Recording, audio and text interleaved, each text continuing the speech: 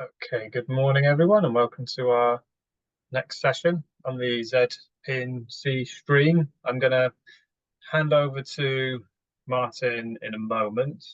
But when I do, Martin, you said you're happy to take questions at any point. But if people can post the questions in the chat, I will then interrupt you and That's fine. hand over. That's Yeah, perfectly fine. yeah. Just, I'm just, not just sure don't you wrap them around a brick and throw them through the window. Yeah, I won't quite do that, but No, anybody within the neighborhood. So, yeah. okay. Okay. Well, I'm going to mute myself and turn my camera off, but I'm here in the background, and over to you, Martin. Okay. So, good morning and good whatever if you're not vaguely in my time zone, which happens to be the UK right now. So, I gave this presentation actually to my managers meeting last week, and that was quite high level and obviously IBM internally focused. But you're the first set of victims, as it were, of me doing this presentation properly, because I don't intend to summarize, because that's not really particularly useful to you. So this is a presentation that I developed because I become sensitized to the issue of how many drawers you have in a machine. I'm talking about processor drawers, actually, and actually what you do with them. And it's become quite an interesting journey, and it's really driven over a number of customer situations where the question really did come up and really did matter. So I had a presentation, I still have it and maintain it, called Zip Performance and Capacity. And the preamble to that one was people don't really do as good a job of looking at Zip as they do general purpose engines. So similarly, people don't really think through in much detail how many processor drawers they should have in a machine and what to do with them. But really, they should be thinking about it. So hopefully this will sensitize some of you to some of the issues, some of which are subtle, some of which aren't at all subtle. So that's really what this presentation is about. Obviously, there's a certain amount about why drawer configuration is important and actually how to try and ensure that your drawer configuration is the best it can be. Being a performance guy, I'm likely to talk about performance and capacity, but I think we also have to talk about resilience, and I think we have to talk about things like sustainability. And obviously, it's not just how many drawers you have, it's what you do with them that's going to matter. So some thoughts about that and some reality on that particular point. So let's get started in earnest now, if only I had focus in the right place. So I'm going to talk about the following things. I'm going to talk about what actually a processor drawer is, because we talk about them as if we know what they are, but actually I'm not sure how many people do. We're going to talk a bit about the cache hierarchy in Z16. We're going to talk about the growth in processor drawer capacity and actually demand. And we're going to talk a fair amount about the idea that LPARs really should fit into drawers. Now, I think probably that's the topic that people listening to this or watching this probably already are sensitized to some extent. We're going to talk about drawers and where LPARs are placed in them. Then we're going to talk a bit about resilience. And then a little bit, there's a very nice graph, which I owe Liz Dory a big vote of thanks for in the drawers and sustainability section. And we're going to talk a little bit about drawers and frames, because these two topics here, sustainability and frames, are really ones where reality might hit in a way that contradicts the previous things I've been saying. We'll talk about instrumentation because that's one of my presentations. I always talk about instrumentation. So that's the set of topics we're going to cover. And this is conveniently given time for other people to join. So that's good. Okay. So firstly, what is a drawer? And when I say drawer, almost entirely in this presentation, I'm going to be talking about processor drawers as opposed to IO drawers. Not entirely, but almost entirely. So at its simplest level, a processor drawer is a bunch of chips with processor cores in it and some memory and some I/O connectors, both to I/O drawers via PCIe Generation 3 and also ICA SR coupling facility links to coupling facilities that are connected in with cables less than 150 meters, and a bunch of cooling. Just a tiny bit of detail, so you can see on the right the memory. You can probably see some connectors at the very front of this, and towards the back we end up with processors underneath manifolds. On the left, we have the front side view, which is a load of fans, really, which is probably mostly, if you've opened the machine up, is what you see. And in the back, we've got all these 12 connectors that are, as I say, the ICA-SR and connectors to other drawers. And somewhere in the middle of this, we have SMT connectors to the other processor drawers. So that's physically what a drawer looks like. Now, as I say, we've got connectors to other processor drawers from these processor drawers.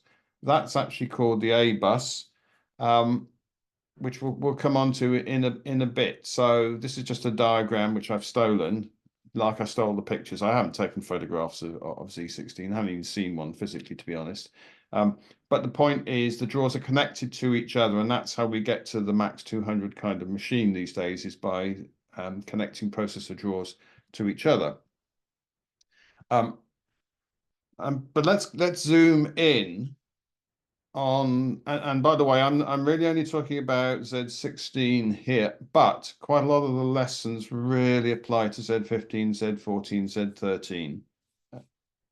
And you might hope, mightn't you, that this isn't wasted effort when we come to whatever the next machine gets to be called. So the basic building block is a processor chip, or PU chip, which has got 8 cores in it. And each core has its own level 1 cache, which is unavailable to other cores. Each core has its own level 2 cache, and these are combined in the chip to perform a virtual level 3 cache. Up to half of the level 2 cache for a core can be used by the other cores as part of their level 3. And the cores share some units. They share an artificial intelligence unit, they share, which is new in Z16. They share Nest Accelerator unit, which isn't. So the basic building block is a core. It's a chip, a PU chip. Now, we actually combine pairs of those into things called dual chip modules. And those are connected by something called the M bus, which I guess you might think was stood for mezzanine. I've never seen a formal definition, but that's what I think. By the way, the diagram, the previous diagram actually is at right angles to this one. So the chips physically are placed next to each other with a different orientation, so that the M buses are as short as humanly possible. So we have to think about PU chips containing up to 8 cores plus other stuff combined into dual chip modules. Now, you might actually note that the PU chip is smaller in terms of number of cores than the Z15 and Z14 and so on. Well, maybe not Z13 PU chips, but we combine them tightly into 2. Now, these DCMs, there are 4 of them in a drawer, and you have to think about the connections between the DCMs, which is the X bus. They're slower than the M bus, but they're faster than what we'll come on to, which is the A, well, I've already talked about it, is the A bus between drawers. Put it all together, you get something like this, which I don't intend to take you through in a lot of detail, but we have something that looks vaguely like the previous cache hierarchy, but it's actually done differently now. Now, the purpose of describing the cache hierarchy partly was a reminder, but really to set the stage for what does it matter about drawers. One of the important things I think to understand is, how have processor drawers grown over the generations? And the fact is they have grown substantially. Now, the first metric you might like to take is the average number of processor cores in a drawer. Well, if you go back to Z13, we had basically two flavors. Where really the base one was a 32 core drawer. But as we go forward, particularly if we take the maximal options, so on Z16 that would be the max 200, we get to an average of 50 cores in a drawer. So that's quite a substantial increase, and that happens generation on generation. But at this point, we have two choices. We have a max 200 4-drawer machine, and we have a max 168 4-drawer machine. So there's a choice to be made here, and it may well be economic, but it may also be, what do you think the size of the drawer needs to be to work well? Now, the next slide could get me into trouble with the lawyers, but probably not. Drawer capacity has grown faster than just the number of cores. Now, if you take something like a 10% capacity growth per core per generation, then you end up with a situation where, relative to the NC9Z13, which was 32, we end up with more than double the capacity in a drawer over the generations, right? So drawer capacity has increased. The important thing to point out is that's a hand wavy 10%. It's not far off. It's not a warranted number. It does make the point that not only do we have more cores in a drawer, we actually have faster cores in a drawer, higher capacity drawers if you prefer, higher capacity cores if you prefer. Now, obviously, you should, if you're sizing machines, use something like ZPCR to actually do the arithmetic for you based on your workloads and configurations and so on. So, I just want to give you a view that, yes, we have more cores in a drawer. We also have more drawer capacity another way, which is the increase in core capacity, the capacity per core, that is. While we're talking about processor, remember a drawer also contains memory. So the maximum memory in a drawer has grown over successive generations in a stepwise manner. So we used to be able to have 10 terabytes in a 4-drawer machine, which is really what this 2.5 terabytes represents for Z13. Then we stepped up to basically various different ways of combining 8 terabyte drawers. And finally, we're doing 10 terabyte drawers with 4 drawers. So we're at 40 terabytes now, maximum. Now, obviously, most customers, I don't think I'm giving anything away when I say this, most customers have rather less memory per drawer than 10 terabytes. I'm seeing very often, somewhere in the 2 to, let's say, 5 terabyte on a drawer range.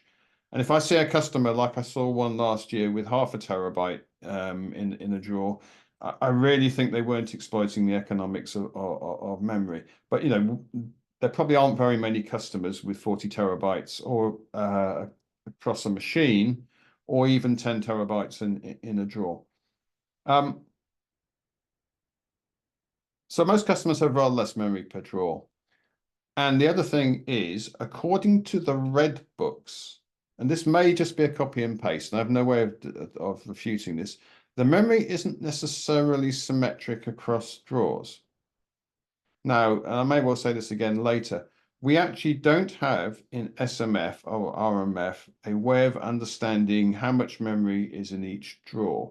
So if you were to say, for example, a 10 terabyte machine across 4 drawers, which is a customer I know very well, you might hazard there would be 2.5 terabytes in each of the 4 drawers.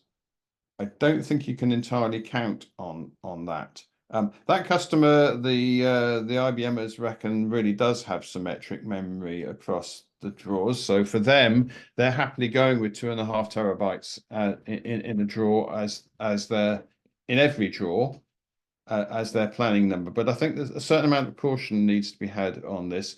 And of course, things like plan ahead and the fact that things can move, or that memory can move around in the machine, complicate things. But nonetheless, I want you to get the view that the memory, as well as CPU, has increased in a drawer, at least potentially.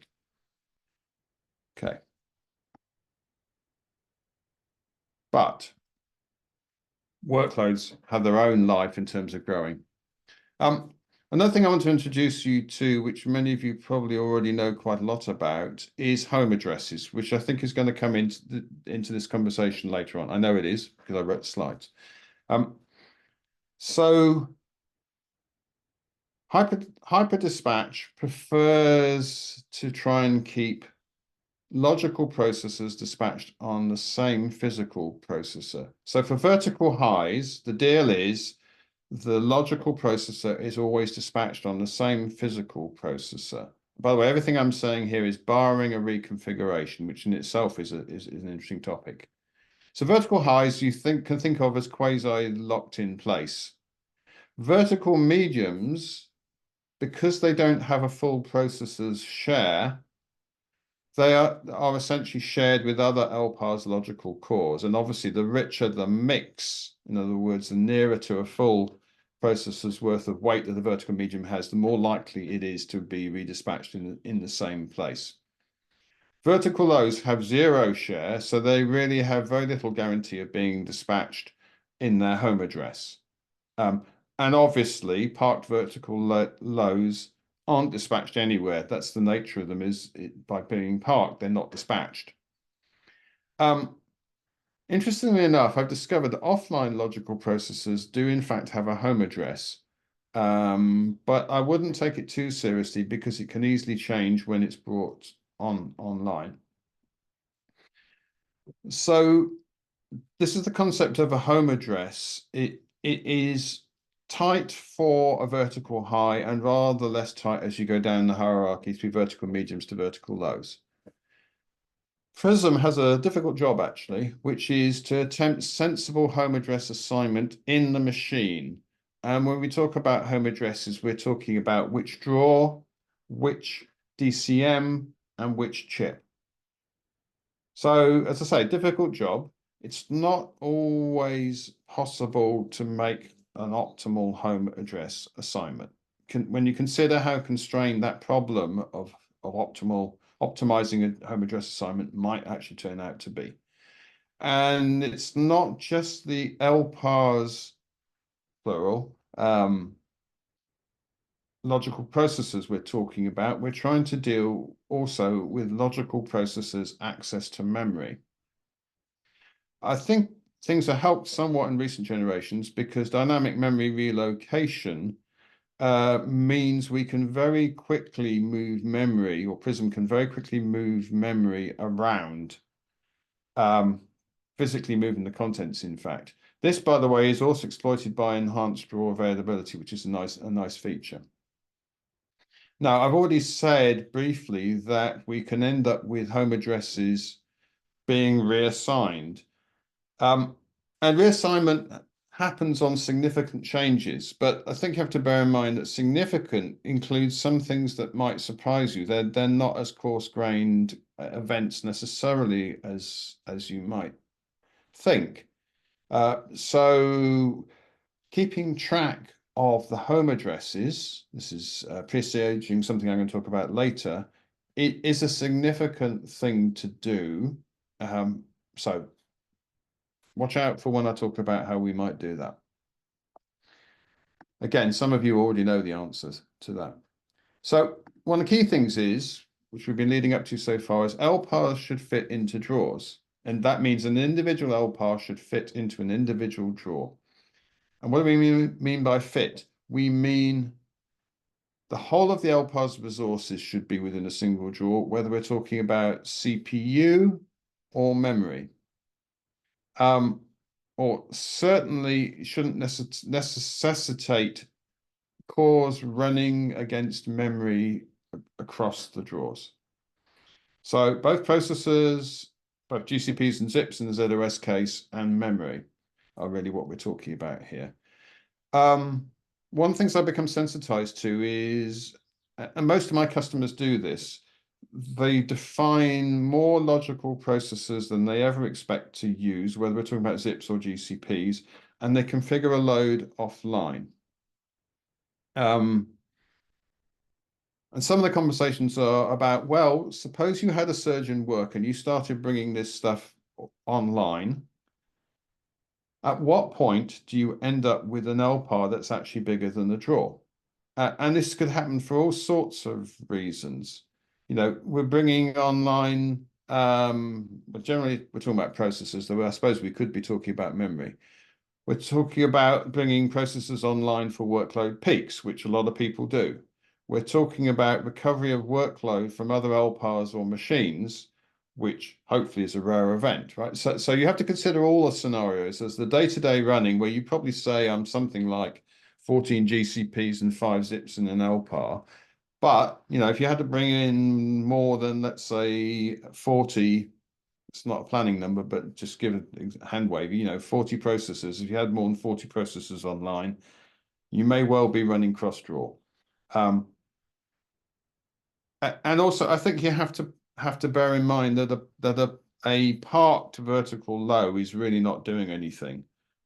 So if you start you know, you can't just say, well, if I'm parked, I'm inside a drawer, because when you unpark, because there may be a surge in work, then that may well take you over a drawer. So that's what I mean by fit. The question is, why does that really matter?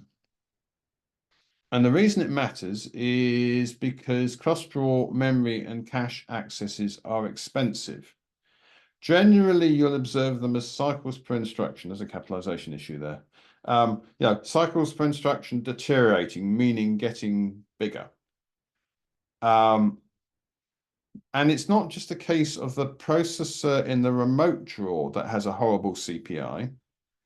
It can also affect processors in the so-called near drawer. Now, there isn't really a term, the remote drawer and near drawer, but if you think about it, if you have 3/4 of your processors in one drawer and you have 1/4 of your processors in another drawer, you'd probably think of the one with 3/4 of the processors as the near drawer. But the point is, a processor in another drawer can actually impact CPI for a processor in this drawer.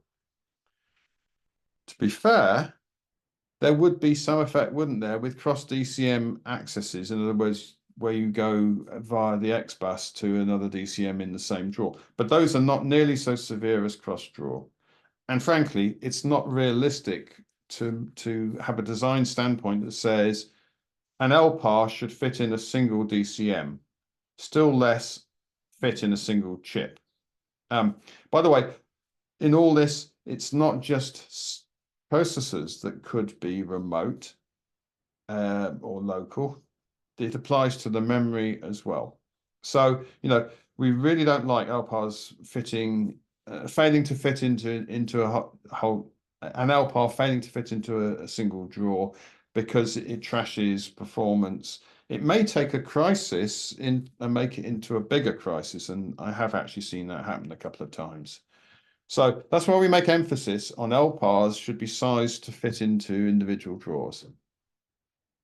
Okay. Now, I kind of alluded to this and what I've been leading up to. So there's a bit of a race against time here because drawers have become bigger. As I said before, especially if you choose a Max 200 over a Max 168 in Z16 terms. And it's true of memory and I/O as well as CPU. But in my experience, LPARs are growing. ZOS workloads are often growing very fast, especially those which have a mobile component. So if you're in banking, for example, you probably know all about the mobile led growth. The other thing is modern application styles are also leading to more processors. So for example, if you think about ZCX, that has quite a large requirement in terms of zip CPU. So, you know, LPARs are growing is a fact of life. One thing that I've worked with customers over the years to do is try and split LPARs to make them fit inside a single drawer. But this approach is not a short-term approach, generally speaking. In my experience, people have been on resilience journeys and splitting LPAR journeys over months, if not years. There are a couple of approaches to this, neither of which is quick, really. Firstly, it's possible to find, maybe possible to find self-contained workloads to move out of an existing LPAR. Secondly, you might take a workload, let's say your mobile workload, and split it across more LPARs. Then obviously you have to think about how do we route transactions in a reasonable way to the additional draws. And when we're talking about more LPARs, fairly obviously, we may well be talking about more subsystems. For example, more DB2 subsystems or more MQQ managers, maybe more CICS regions. I'm not sure CICS regions is a subsystem, but I think you get my point. Now, when you're doing that, and actually I was sensitized to this again by a recent customer engagement, you know, if you split a DB2 subsystem, you could well provide some virtual storage constraint relief. So in that particular customer's case, they're worried about the number of concurrent distributed threads. Well, more DB2 subsystems can mean more distributed threads without going bang in virtual storage terms. But obviously, the more subsystems you have, the more considerations about managing them there are. Now, obviously, something like DB2 data sharing is well engineered for managing groups of DB2 subsystems sharing, hopefully, homogeneous work. So, you know, the race against time is draws have become bigger, but workloads are growing faster than draws are becoming bigger. I think that's a fact of life in many customers. I mean, your mileage may vary in this one. So splitting an LPAR is often the thing you have to do, but it's not quick. So this is why I call it the race against time. And there are architectural considerations in all of that. Now, a little bit of reality check here. So draws and LPAR placement. So what Prism tries to do is to assign the ICFs, so coupling facility engines, and IFLs for Linux and VM in the top drawer. Meanwhile, tries to assign cores from the bottom drawer up for ZOS engines. The idea being, you know, you really don't find any useful similarity between coupling facility LPARs and Linux LPARs on the one hand and ZOS LPARs on the other. In fact, Linux LPARs and coupling facilities don't really have any commonality, right? Now, under many circumstances, you might end up with a situation where actually you have all of these in the same drawer, which is probably not the best way of configuring things from a performance point of view. So one of the obvious points here is the more drawers you have, the more likely you are to be able to keep these separate. Another consideration which drives this is, suppose you had to split a growing LPAR. Well, could you make it symmetric when you split it? And actually, the next slide is from a real example. Now, I've taken the max 125, max 82 are true, right? Everything else is dynamically true, but obviously I haven't put any numbers in terms of processors. So, customer had a 2-drawer machine. In fact, they have a pair of 2-drawer machines. And in drawer 1, there is a big LPAR. There actually are a couple of other very small LPARs in drawer 1. In drawer 2, they had IFLs and ICFs assigned to the relevant LPARs, right? The conversation went, you're going to have to split LPAR A. Well, they only have 2 drawers. So when you split LPAR A into A1 and A2, let's say, there's a certain amount of limitation on how big LPAR A2 can be, because the second drawer has got quite a lot, actually, in this case. I think something like 20 ICFs and IFLs in it. So with a 2-drawer machine, the only choice here is an asymmetric split. So let's say, roughly speaking, 70% remains in LPAR A, which becomes A1, and 30% can move into A2, which is not brilliant. it's not brilliant from a couple of points of view. The first thing is if you lose LPAR 1, you've got limited capacity in LPAR 2. Thankfully, over on the other machine, you've got B1 and B2, but still, the resilience characteristics of that aren't brilliant. And the second thing is we don't really have as much room for growth as if we could just plain clone LPAR 1. So the bottom right bit is actually what happens in 3-draw machine is when obviously you can have a symmetric cloning of LPAR into A1 and A2, and they can be bigger. So this is a real customer situation, and we'll come to why they couldn't achieve 3 draws in a bit. Now, before we get there, let's talk a bit more about resilience. So a single draw machine obviously can't survive a draw failure. Thankfully rare, but they do happen. A two-draw machine could actually survive that, but the question becomes, would there be enough capacity in the remaining draw to run the work? So in that case, that max 82 might not be such a good answer compared to a max 125, which would be a 3-draw machine in Z16 terms. And obviously, if you're able to route the work to spread across more than one draw, that's going to be still better in terms of resilience terms.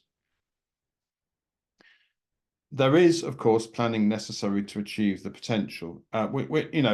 This sort of thing is beyond the scope of this particular presentation. And of course, when I say that a 3-draw machine is better than a 2-draw machine in this scenario for resilience, there obviously are other other single points of failure are available.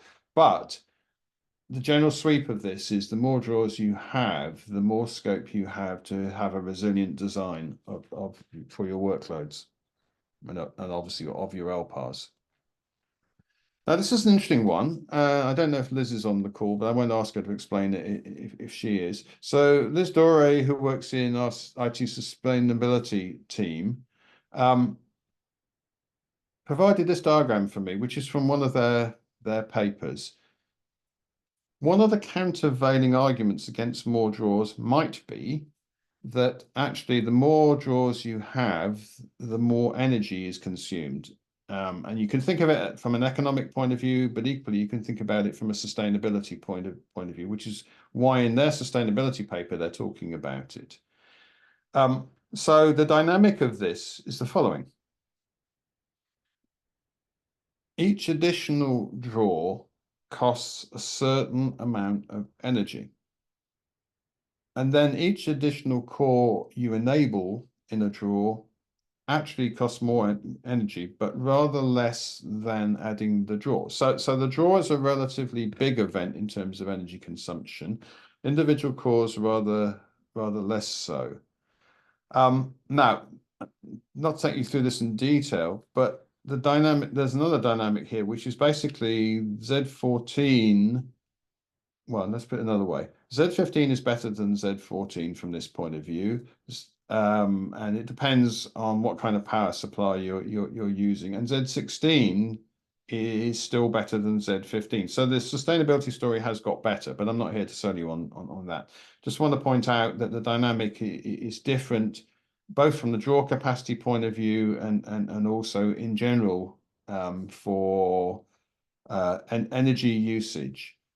Minor point towards the very bottom end of the 1-draw case, a Z16 is very slightly worse than Z15. But that's basically the startup cost of having one active DCM with very few cores in it. So probably I've covered the notes here. So yeah, the number of draws affects energy consumption. Individual cores rather less so. Sustainability might in fact be the deciding factor in terms of how many draws you have in the machine. Another point is that memory, which is not shown on this diagram, has a significant effect on energy consumption. And intelligent power distribution unit is more, intelligent PDU is more efficient from this point of view than bulk power assembly, which is one of the reasons why we're heading this way. in terms of power supplies. And the other thing is obviously you have to consider the whole life cycle in this. So there is a countervailing argument from the point of view of sustainability of more drawers versus fewer. The other thing is another reality check on this. So if you have a 4-frame machine, and this is a 4-frame machine, you obviously can have a lot of IO, this is the one of the times I'm showing IO drawers, and a lot of CPC or processor drawers. In this particular case, if you want to, with Z16, if you want to go above 3 processor drawers, you certainly need to expect the 4th processor drawer to be in a different frame. Very close by, as you can see, it's in the B frame. Now, this is not an area I normally get into, but I do think it's important to note this. With that much rack space, as I say, you can do a lot, but that requires the most floor space, and that might not be available. In fact, that's the reason why the customer who had Max 82s is because they didn't have room for a 3rd frame for each of their machines in the machine room. Now, obviously, many machines have fewer frames than 4, and the number of processor drawers, as I've indicated, is somewhat limited by the number of frames. And it's not quite as simple as that, because it's also related to how many PCIe I/O drawers are installed. Now, this whole thing might drive you towards I/O consolidation. That's obviously an ongoing theme, and people do it for all sorts of reasons, and it's outside the scope of this presentation. But if I come back one, if you had fewer I/O drawers, well, in this case, this isn't a good example, but if you had fewer I/O drawers, you'd have room for more CPC drawers. Well, this is a maximum frame configuration. It's also a maximum everything else configuration, so it's not particularly a good example. The other thing is going from Z15 5 processor drawer max configuration to 4 max configuration in Z16, and having more overall capacity obviously helps in that.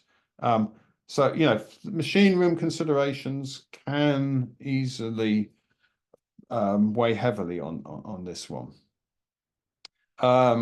As an aside, in 1987, I helped a customer put some 3380Ks into their data center. The only way that we could fit them in the data center was to have the disks going diagonally across the machine room floor, when everything else was obviously aligned with the walls. So, machine room pragmatics are kind of interesting, but really beyond the scope of this. So, you may be limited by the number of frames you can have as to how many processor drawers you can have. So there's a couple of reasons there, sustainability and physical space or numbers of frames, which might limit the number of drawers or act to reduce it rather than increase it. But everything else I've said so far has been really arguments for increasing, potentially, well, going large on the number of drawers. And I should say at this point, there's obviously a difference between the Max 200 with a maximum average of 50 cores in a drawer and a Max 168 with a maximum average of, interesting, I can't divide by 42. Now, let's go on to the instrumentation, and then we'll wrap up. So I've done a lot, as I say, I've done a lot of work in recent years looking at this whole area. There really are 3 SMF record types of relevance here. The first one is SMF 70 subtype 1, which has a lot of reporting in the partition data report data, which is highly relevant to this. But in the record itself, we've got the CPU data section, which really, amongst other things, is talking about hyperdispatch parking for the purposes of this discussion anyway. The logical partition data section, which describes LPAR level characteristics. And the really interesting one now, or has been for some time, is logical processor data section. It has core level utilization statistics. It has polar weights and polarities. The new bit in Z16 is it adds core home addresses, and it also has online time. Now, all of those give me a very good idea of what an LPAR looks like. We also have something called a logical core data section, which really came in for SMT. It's to relate threads, in other words, what we typically externalize now as CPUs to cores. Now, without that, I can't relate a logical processor data section to a CPU data section in the SMT case. So my code fairly obviously does that. And the parking analysis, as I've indicated, is in the CPU data section. So to get a complete view of a logical core, you really need to be using all of this stuff. So that's 70 subtype 1. SMF 113, which one could talk forever about, really in this context, it's about the effects of LPAR design. So it does things like sort where the data in the cache hierarchy was sourced from for the instruction. So that's going to do things like pointing out remote accesses, whether to another DCM or across cross-draw. But the acid test here is the cycles per instruction CPI, which I mentioned earlier. So if you're getting cross-draw accesses actually doing damage, you would expect a high CPI. The record is cut by ZOS, so it's only going to be for the LPAR cutting the record. Now, the granularity in it is logical processor in an interval. And Anna Shigol and I, a long time ago, did a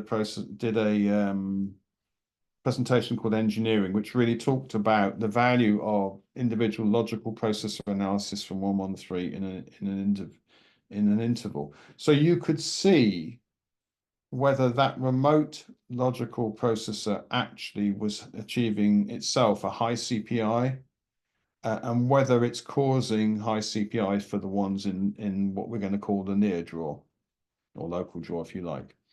So the combination of 70 subtype 1 and 113 is very powerful in terms of doing this kind of analysis and helping guide design by showing you the effects of the design.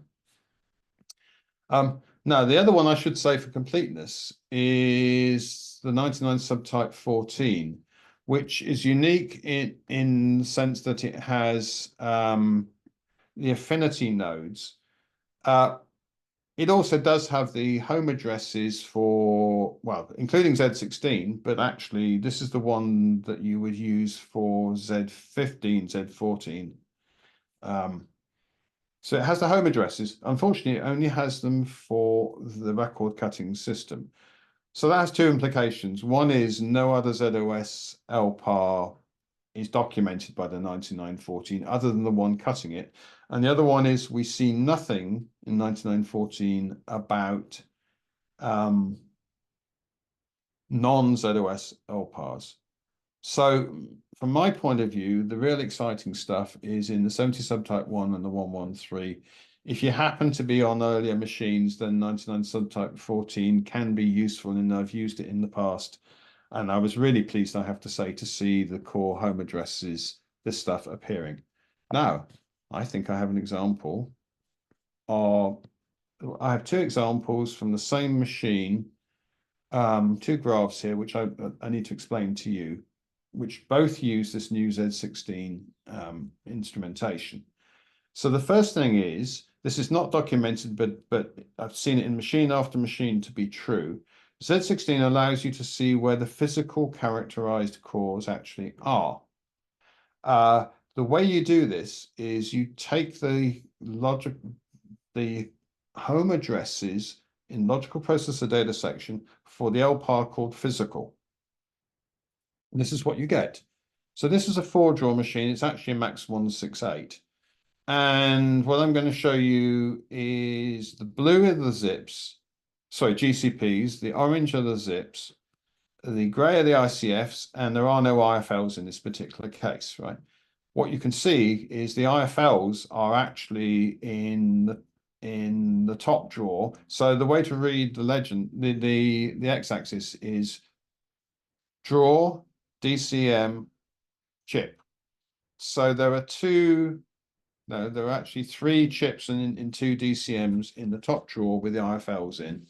Now, what I find useful to do is just to count At this high level, it's actually still quite high level compared to the data. At this high level, is count the number of cores whose physical addresses are in each chip, in each DCM, in each drawer. So we can see the IFLs are stuffed away in the top, the ICFs rather, are stuffed away in the top drawer, well away from the GCPs and the zips. So the physical ZOS related cores are all in the bottom 3 drawers, with some going into drawer 3, but most of them in drawer 1 and drawer 2.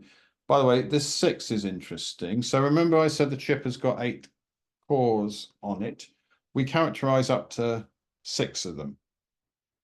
And you can just see that as a structural number that we packed. You could say we packed them into 6 in a chip, and therefore 12 in the DCM maximum. And here's the DCM which has got 12. So it's not a case of, well, you get 6 in one and then we can only put 4 in another. We're not doing that. We're actually going to 12 in a DCM. So this is a point in time. So my code, which is basically Rex, go against the 70 subtype 1, takes an interval and generates this graph. Interval is interesting because these cores could move in the machine from interval to interval. More likely, by the way, is the next thing, which is this is one of the LPARs on that very machine, where I have seen the core home addresses move from interval to interval. Now, that's not a frequent event, but you have to bear in mind that the time-driven view is kind of important in this. So in this case, the blue is various forms of blue are general purpose engine. The various forms of green are zip. Somebody said to me yesterday that maybe the zip should be blue and the GCP should be green, but I didn't quite get the argument.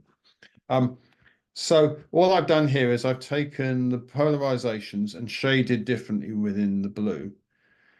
Now, what Marna Wally said to me when I showed her this was basically what you can see is the darker colors are all corralled in the left here. And I think that's good behavior, actually, because basically what it means is the high, if you like, the high intensity logical processors are all together minimizing cross-draw access. So that's rather nice. This actually is not the latest version of my code because I've had to hand annotate the vertical lows are 100% parked. Now, later version of this actually does attempt to show parking as distinct from unparked vertical lows. Now, at this point, I've got a question which doesn't need answering right now. It is technically feasible for me to open source the code that goes from 70 subtype 1 right through to generating this graph and the previous one on an interval by interval basis. The question to consider is whether I should pursue with IBM management open sourcing this. If it's useful to you, you might want it. The prereq basically is Rex and Excel. Oh, and a bit of Python. Python on the workstation, well, it didn't have to be, but Python on the workstation and Excel and some Rex that runs under ZOS. In case you hadn't gotten a message many years ago, ZOS 2.1 allows Rex to process VBS data, in other words, SMF. Well, for example, SMF. Okay. This is just showing an example that the cycles per instruction that we're seeing in this setup are nice and low. So I'm 2.5 cycles per instruction for GCPs and similar for zips. That's typically what I see, sometimes lower. If I see it much higher, then I think there's something wrong with the design. So I'm just showing you an example, which is not terribly exciting, of the other side of this, which is between the 70 subtype 1 and the 113s. You can tell quite a nice story in terms of the effects of LPAR design. Okay. So actually, I might be finishing slightly early, unless there are a lot of questions. So in conclusion, it's worth paying attention to draws when configuring machines. there are a number of considerations, some of which drive more draws to be the better answer, and some of which drive fewer draws to be the better answer. The fewer draws tends to be pragmatics like you can't do it or we haven't got the energy budget, when it comes to more draws. One of the things I've not really said terribly loudly is you can't actually place draws. No, you can place draws. You can't place LPARs into particular draws. What you can do is design intelligently to give Prism the best chance. You can obviously see with the instrumentation where the home addresses are for the logical processors in the LPARs, and you can see where the physical processors are. That's what I've just said is really a Z16 statement. It's not a Z15 or Z14 or Z13 statement. But the instrumentation is there to help you, as I think I've indicated. So, there's a certain amount of pragmatics in all this, but I think it is important to understand draws as a thing and the various trade-offs in terms of LPAR design and in terms of how many draws to have. But like I say, you can't mandate this LPAR, this draw. You can observe and you can design intelligently. And above all, you can avoid cross-draw memory access. Well, yeah, cross-draw memory access by intelligent LPAR design. And maybe a max 200 is a better answer than the max 168 because they have different numbers of maximum cores in them. Maybe that matters, maybe that doesn't. Okay, so I don't think I have any appendixes on this. That's the material I have. I guess there's time for questions if there are any, or comments.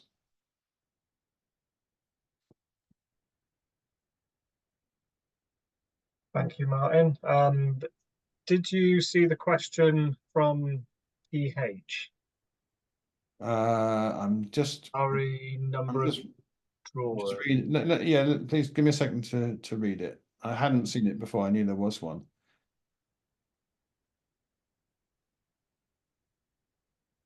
Whilst Martin's reading that, if there are any other questions from anybody else, then please take time to send one. And if I could just remind everyone that I posted earlier a link in the chat for giving feedback. It's really appreciated if you can take the time to give us feedback. Right. So having read PH's comment, yeah, I mean you're hinting at a draw costs money, I think is what you're hinting at, and yeah, that also is a practical consideration. And yes, the capacity of a draw, whether CPU, memory, I/O coupling links, etc., does drive design. But yes, I mean there's obviously an economic cost in draws as well, which frankly is not the reason why I would be discussing the topic so much as it just seems to be a really live issue in quite a lot of customer situations, particularly ones where the customer is, as I think probably everybody is, interested in resilience.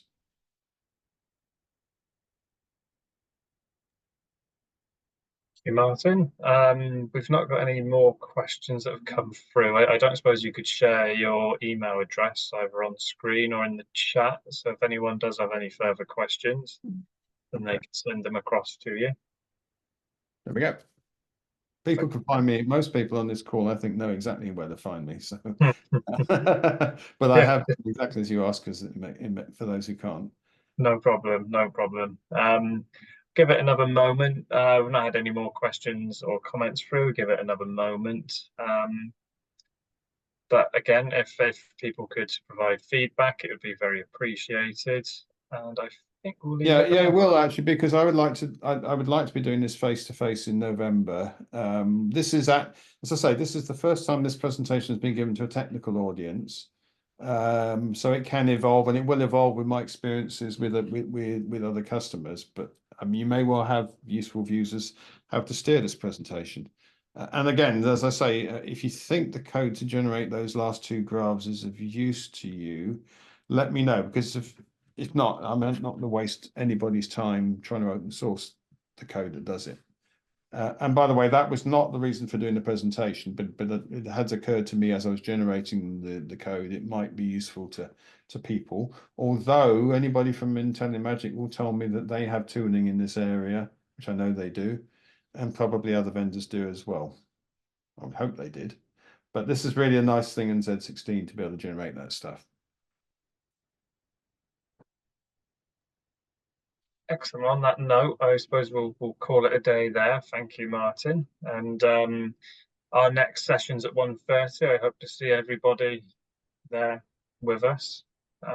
Yeah, thank you again, Martin. And yeah, we'll leave it there.